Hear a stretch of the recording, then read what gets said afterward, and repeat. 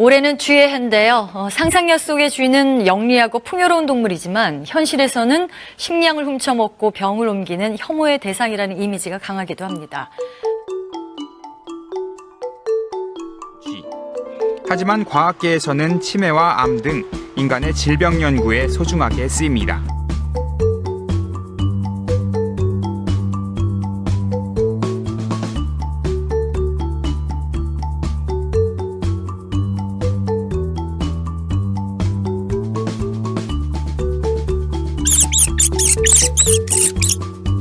병을 옮기는 거 다람쥐도 똑같아. 다람쥐는 이쁘다 그래. 잘생기고 예쁘지 않으면 도전받을 확률이 급격히 낮아지는 더러운 세상. 뭔가 유튜브스럽다. 이런 얘기 해주셔도 될 것 같아요. 애니멀과 피플의 소중한 드라마. 네, 에피소드 시청자 여러분 새해 복 많이 받으세요. 경자년의 뜻은 흰색을 뜻하는 경, 쥐를 뜻하는 자, 흰색 쥐의 해라는 뜻인데요. 오늘의 주제는 쥐로 잡아봤습니다. 쥐, 좋아하세요 두 분? 사실 좋아하진 않습니다. 근데 싫어하지 않으려고 노력하는 중이에요. 역시 교수님다우십니다. 쥐에 대해서 특별한 시각을 공유해 주실 정병길 작가님을 추천해 주신 것은 김성호 교수님이세요. 네, 감사합니다. 새해가 되면서 언론에 이제 쥐 얘기가 많이 나오잖아요. 근데 우리나라는 쥐에 관한 얘기는 뭐 동화 정도 수준밖에 없고 자꾸 찾다 보니까 우리 정병길 작가님의 이 도시에서 만난 야생동물 이야기라는 책을 발견되겠어요. 저 같은 경우는 이제 자연환경 조사라는 거 포유류 분야를 하면은 기본적으로 그 덫을 놔서 잡아서 조사를 하는데요. 그 과정에서 느끼게 된 게 뭐 생각보다 귀엽다? 물론 뭐가 옮을까 봐서 장갑을 벗지 않고는 못 만지지만 생각보다 귀여워서 제 핸드폰을 꺼내서 찍찍기도 하고 그런 적이 있었고요. 의외로 이제 쥐도 다양한 애들이 있습니다. 뭐 흥미로운 구석도 있고요. 근데 제가 주목한 거는 그런 숲에 들어와서 조사를 하다 보면은 쥐들이 그렇게 다양하고 많은 데가 다른 동물도 많다. 책에 쥐가 많은 숲이 건강하다. 네. 이걸 이제 첫 번째 화두로 꺼내셨더라고요. 네, 크고 멋진 동물을 좋아하는 사람은 많잖아요. 뭐 하늘에 나는 매라든지 우리나라에서 제일 커다란 고양이과 맹수인 삭. 그런 애들이 쥐가 없으면은 그냥 없어져야 되는 거거든요. 그렇죠. 네, 조사를 하다 보면은 이제 덜컹거리는 차를 타고 숲길을 가야 돼요. 백두대간 생태조사 뭐 그런 거 하면은 그런 동물들이 지나가는 걸 볼 수 있거든요. 슬그머니 차 한번 뒤돌아보고 사라지고 뭐 나무 위에 올빼미들이 저 녀석들이 뭐하러 왔나 하고 빼꼼히 내다보고 하는 거를 볼 수 있는데 저도 쥐를 예전부터 좋아했던 건 아니지만 어느 순간 그런 생각이 든 거죠. 그 쥐들이 없으면은 쟤들은 어떻게 되는 거지? 그런 생각이 들면서 이 생태계를 또 바치고 있다. 쥐는 야생동물을 쌀밥이라고까지 얘기를 합니다. 주식. 야생동물의 주식. 정병길 작가님이라고 오늘의 게스트를 소개를 해드렸는데 사실 작가님은 그냥 이 책을 쓰신 게 아니라 전국의 자연환경 생태조사, 전국 자연환경조사라고 하나요? 직접 이렇게 생태조사를 다니셨고 그걸 바탕으로 책을 쓰시고 그 이외에도 뭐 충남 야생동물 구조센터에서 한 2년 정도 실제로 현장에서 동물 구조 활동도 진행을 하셨어요. 고요. 쥐라는 동물이 사실 굉장히 극단적이라는 생각이 들거든요. 생각해보면 뭐 미키마우스, 미니마우스 쥐잖아요. 그리고 또 라따뚜이 같은 그런 애니메이션에 보면은 쥐가 나오고 톰과 제리에서도 쥐가 나오죠. 그렇게 보면 또 귀염성이 있는 반면에 사실 실생활에서의 쥐는 진짜 피하고 싶고 퇴치의 대상이고 해롭고 박멸해야 되고 늘 그렇잖아요. 쥐와 왜 공존을 해야 될까요? 다람쥐도 쥐죠? 네. 햄스터도 쥐죠? 네네.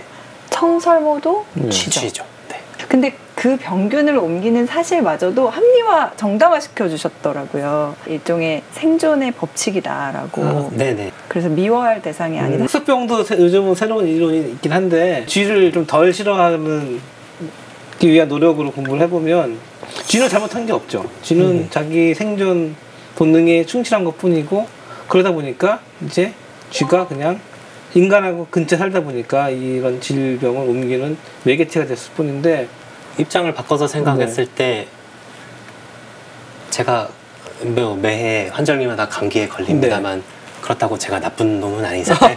거꾸로 입장을 바꿔서 이제 많이 퍼져나가야 되는 전염 뭐 세균이나 병균 입장에서 생각을 했을 때 지만한 친구가 없는 거죠. 어디에나 있고 많이 숫자가 많고 번식도 많이 하고 하기 때문에 모든 생명은 번성하고 싶어 하잖아요.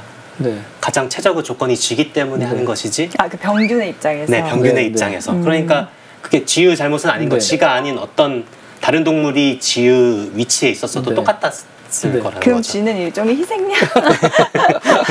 병균의 억울하다. 선택 때문에 쥐는 많은 억울하다. 베이스를 깔아주기 때문에요. 뭐 너무 다양한 동물들이 쥐를 쥐가 두렵거나 피하고 싶거나 하지 않아요. 네, 저도 쥐를 만지고 싶지는 않더라고요. 그래도 너무 멋진 동물들이 쥐 없이 살아갈 수 없다는 걸 아니까 사실 제 생각에는 좀 그것도 의문이에요. 벌레나 쥐 같은 걸 싫어하는 게 본능일까요? 뭐 아니면 제 생각에는 약간 문화적인. 얼마 전에 공원에서 생쥐 한 마리를 길고양이가 쫓아가고 있는 걸 봤거든요. 고양이는 너무 좋은 사냥꾼이잖아요. 근데 아이들이 고양이를 응원해요. 보통은 이제 쫓기는 약자를 응원하는데 둥지에 새끼를 잡아먹으려는 뱀을 본다면 새를 응원하잖아요. 그렇죠. 포식자를 응원하진 않죠. 네네네. 쥐는 무조건 나쁘다는 인상이 이제 있는 거예요, 우리가. 이제 요즘은 인권 얘기를 많이 하죠. 이제 인권에 대한 인권 감수성도 점점 발전을 하는데 어떤 대상을 하대하거나 싫어하거나 더 나아가 혐오하는 것도 사실은 문화적인 영향, 어떤 관습에 있는 경우가 많거든요. 예전에 쥐잡기 운동을 하는 시절이 있었다고 하더라고요. 저 어렸을 때 있었어요. 쥐잡기 하는 날. 쥐꼬리 학교에 가져가면. 쥐꼬리를 가져가요, 학교에? 저도 그 기억은 없는데 얘긴 들었어요. 쥐꼬리를 가져가면 점수를 주거나 돈을 주거나. 쥐잡이의 날이 있었어요. 그리고 쥐잡기 포스터도 그리고 그랬었어요. 저 어렸을 때. 그야말로 그거는 학습의 효과네요. 그때 뭐 일시에 전국이 뭐 동시 쥐약 놓기 같은 걸 해서 그 일시에 쥐약 놓는 것 때문에 여우가 멸종했다는 설도 있어요. 그걸 먹어서 죽은 쥐를 먹으니까. 여우 역시 쥐가 주식이기 죽은 때문에 쥐를 먹으니까. 여우가 없어서 오해를 하실 수가 있는데 그 여우가 그렇게 막 희귀하고 막 까탈스럽고 그런 동물이 아니거든요. 뭐 유럽이나 뭐 이웃나라 일본만 가도 쓰레기 봉투 뜯는 친구들이에요. 길고양이처럼 적응력이 없는 아이들이 아닌데도 멸종이 돼서 그 이유에 대해서 학자들이 되게 궁금해하거든요. 물론 이제 과학적인 연구가 그 당시 진행이 된 바가 없기 때문에 정확하게 모르지만 유력하다고 보는 설 중에 하나가 일시에 쥐약 놓기를 오래 해서 거기에 타격을 받아서 멸종했다는. 책에도 있고 이제 많이 알려진 얘기지만 중국에서 이제 식량 장려 운동을 하고 쌀 생산을 막 할 때 이 새들이 와서 이제 쌀을 쪼아 먹으니까 새를 다 죽였잖아요. 그랬더니 그 다음에 더 기근이 들었어요. 그러니까 인위적인 개입이나 어떤 특정 종을 해롭게 생각하는 것은 굉장히 인간 중심적인 생각이고 결국 인간에게도 해가 된다. 그리고 쥐의 입장을 떠나서 보면 끈끈이 희생되는 다른 동물들도 많아요. 새도 가서 죽기도 하고 다른 동물 죽기도 하고. 그러니까 쥐를 잡으려고 끈끈이를 하는데 거기에 다른 생명들이 희생되는 거죠. 작가님은 그 충남 야생동물 구조센터에서 실제로 구조 활동을 하셨던 적이 있으시거든요. 그때 그럼 그런 끈끈이에 희생된 동물들을 구해보신 적도 있으세요? 네, 많죠. 많아요? 네네. 끈끈이로 들어오는 게 거의 10% 정도 될 적이 있었던 것 같은데요. 네네. 가장 큰 문제는 그 노렸던 생물만 죽는 게 아니고 그 생물을 노리고 있던 다른 포식자까지 같이 2차 피해를 당하게 된다는 것 같아요. 이를테면은 신고를 받고 간 곳이 한 축사였는데 이제 파리 끈끈이 같은 곳에 파리들이 앉아있고 그걸 보고 작은 새들이 와서 또 걸리고 파리 먹으러 왔다가 붉은 배 새매라는 작은 매 종류가 있는데요. 그게 또 와서 붙이고 해가지고 그거를 다 일일이 떼어내는데 이제 역시 작은 애들은 못 버티더라고요. 그래서 이 가슴 쪽이 다 붙어서 털을 몽땅 다 뽑히고 식용유로 잘 닦아서 열심히 말려서 털이 딱 빠져서 한 6개월 동안 털이 다시 날 때까지 기다렸다가 다시 방생을 했던 적이 있습니다. 그러니까 모르게 죽는 게 그 생명이 얼마나 많겠어요. 네네. 그래서 최근에 이제 유럽에서는 이 어떻게 하면 쥐마저도 조금 더 인도적으로 잡을 수 있을까 이제 이런 거에 대한 사실 논의도 활발하고 실제로 그 저항 운동이랄까요? 많이 일어나고 있어요. 그러니까 너무 잔인하게 동물들을 죽이는 것은 반대한다. 그 인도적인 방법으로 쥐를 컨트롤, 관리하는 방법은 1단계는 쥐를 죽이지 않는 거예요. 그래서 렛 프루핑 빌딩이라는 용어가 있습니다. 근데 쥐가 못 들어오게 하는 빌딩이에요. 그래서 구멍을 없애는 거고 쥐가 좋아하는 음식물 쓰레기, 부쓰레기가 없게끔 하는 거. 쓰레기통도 다 닫고. 그게 1번이고, 두 번째는 건물 안에, 집 안에 있는 쥐를 산채로 잡아서 바로 내보내는 거예요. 이제 그래서 산채로 잡아서 내보내는 덫도 많이 팔려요. 그 인터넷 들어가 보면 광고도 많이 합니다. 아주 재밌어요. 턱 들어가면 이제 돼 있고, 그 사람들 가이드라인 보면 자주 가서 확인을 해라. 쥐가 작고 체온 변한 동물이라 오래 앞에 있으면 또 죽거든요.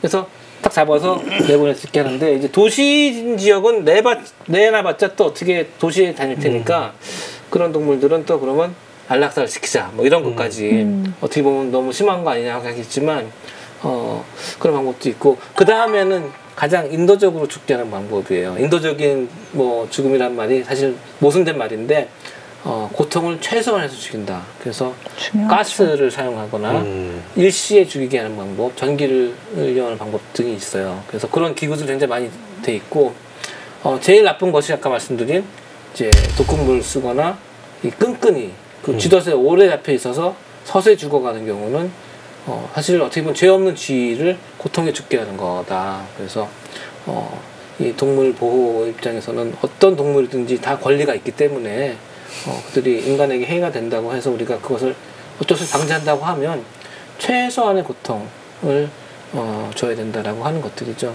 그래서 우리나라도 최근에 가보면 이제 쥐약을 많이 안 넣습니다. 그래서 좀 개선된 쥐 퇴치 용품들이 나오고 있고, 뭐 방법도 우리가 좀 더 고민해 보면 되겠죠. 생태계를 평가할 때 쥐가 그런 기본 먹이가 되기 때문에 쥐의 다양성, 쥐도 약간씩 그 살고 싶어하는 집들이 약간 다르거든요. 종마다 그 다르고, 또 이제 마리수, 밀도가 이만한 땅에 얼마나 사는지 조사를 하거든요. 그래서 이제 딱 가서 일단 백두대간을 조사한다면은 조사구역으로 한 경사면을 숲을 딱 설정을 해놔요. 그러면 이제 10m마다 생포에서 잡는 식으로 이제 사각형으로 된 스테인리스 통 같은 게 있어요. 그게 잡히는 건데 그거를 10m마다 하나씩 100m 쭉 깔고, 굉장히 큰 작업이네요. 그 다음에 미끼를 살짝 넣어두고, 이제 너무 거기 있으면 또 쥐들이 안 들어올 거니까 떠났다가 다시 돌아와서 이제 확인하고, 확인 오면은 이제 쥐가 들어오면은 똑같은 놈이 미끼 맛을 보고 계속 들어올 수도 있으니까 구별하려고 살짝씩 털을 깎거나 표시를 하거나 하고요. 그래가지고 얼마나 다양한 애들이 들어왔는지. 중성화할 때 기 표시하는 것처럼. 조사를 하면 애들이 몸이 작아서 금방 씻기 때문에 하루에 2번은 가야 돼요. 죽은 쥐를 보지 않기 위해서는. 그렇죠. 그래도 이제 애들이 약간 저체온증 같은 게 와서 취해서 어질어질하고 그런 때는 있어요. 평소에 움직이는 활동량을 다 활동하지 못하기 때문에 체온이 떨어진다.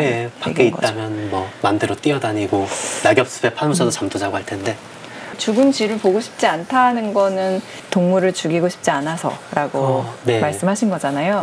어느 순간 동물들을 보다 보니까 저와 똑같은 희노애락이 있고 그런 존재라는 게 너무 느껴질 때 여러 가지 격언이 있는데 절대 동물의 눈을 들여다보지 말라는 격언이 이름을 주지 말아라. 그게 다 이유가 있는 것 같아요. 심리적으로 한번 연결되면은 이를테면은 고라니 눈을 보고도 슬퍼질 수 있는 게 사람이잖아요. 그 구조 차량이 위가 다 덮여 있는 차량이었어요. 여름이면은 한 번씩 열어줘야 되거든요. 다친 애들 갑자기 몸에 열이 올라서 안 좋을 수 있으니까. 근데 가만히 들여다보는데 눈이 너무 보고 있는데 너무 감정의 동요가 저한테 막 일어난다든지 그러면 너무 짠한 생각이 들면서, 아까는 희노애락을 얘기했는데 막 그 생로병사의 고통을 같이 겪고 있는 존재구나 하는 생각이 들 때가 있어요. 그럼 결론적으로 쥐가 없다면 어떻게 될까요? 저는 너무 좀 슬플 것 같아요. 지금 겨울 오니까 말똥가리, 뭐 이제 도시에도 있는 뭐 항조롱이, 그런 애들이 많이 너무 줄어들어 버릴 거잖아요. 저는 그래서 좀 외롭다는 느낌도 받을 수 있을 것 같은데요. 쥐가 없다면은 네네. 황조롱이나 말똥가리 같은 친구들도 살 수 없다. 네네. 너무 외로울 것 같고 아까 인도적으로 잡는 거 사실 많이 어렵잖아요. 오히려 쉬운 거는 이제 좀 자연에 어느 정도 맡기는 것도 방법이 될 수 있는데 쥐가 사는 숲은 건강하다 다음 장에 쪽제비 내용이 있거든요. 네. 쪽제비도 도시에 많이 적응을 했어요. 그리고 쥐를 잡는 데는 어느 정도 스페셜리스트라고 할 수 있죠. 좁은 틈에 많이 다니고.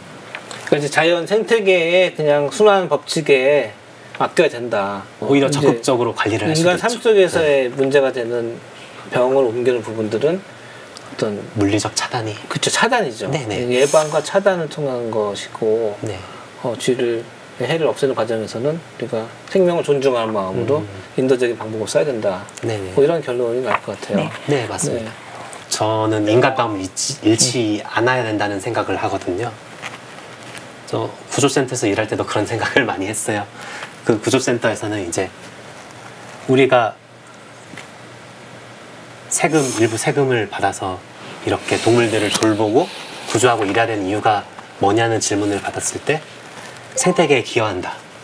뭐 실제로 기여는 하기는 하겠죠. 돌려보내면 네. 그 아이가 다시 번식을 하고 또 유전적 다양성이 더 많아지겠죠. 네. 그 기여를 한다, 교육을 한다, 시민 교육을 한다, 홍보를 한다, 뭐 그런 것들이 있는데 또 연구 기능도 있고요. 저는 좀 다 일리는 있는데 좀 미미하다는 생각이 들었고요. 인간다움을 지키는 것 같아요. 네. 좀 측은지심을 느끼잖아요. 다쳐서 퍼덕거리고 있는 새를 보거나 다친 동물을 보거나 하면은 그렇지 않을까요? 저는 그렇게 생각합니다. 인간다움을 지키는 것. 네네. 문제가 된다고 해서 너무 잡아주기는 식은 좀 나중에 문제가 될 소지가 다분하다고 생각해요. 저는 인간다움을 지키는 네. 것. 저희가 이제 쥐의 해에 쥐라는 동물을 다시 보기 위해서 오늘 만남이 이뤄졌는데 쥐에서 시작돼서 나온 결론은 인간다움? 네. 방송을 준비하면서 찾아본 자료 중에 가장 인상 깊은 게 그 나치 독일이 유대인을 쥐와 비유했었던 네. 독일의 불을 갉아먹고 네. 병균 같은 걸 옮기고 네.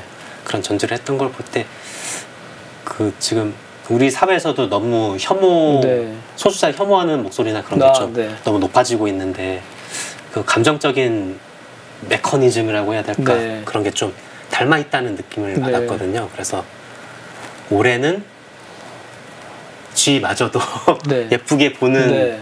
그들의 삶을 이해하려는 네. 노력을 한번 해봄으로써 네. 좀 더 공존을 생각하고 네. 네, 그런 다 함께 살려는 네. 그런 한 해가 됐으면 좋지 않을까. 사실은 우리가 쥐를 대부분 싫어하고 혐오하고 퇴치하려고 하잖아요. 근데 올해는 쥐를 있는 그대로 좀 보고 쥐가 생태계와 우리 삶의 어떤 존재인지를 좀 보면서 쥐마저 우리가 덜 미워한다면 다른 생명도 더 이쁘게 보고 우리 인간에 대한 혐오도 줄어들고 그러지 않을까 그런 생각을 하면서 희망을 가져보겠습니다.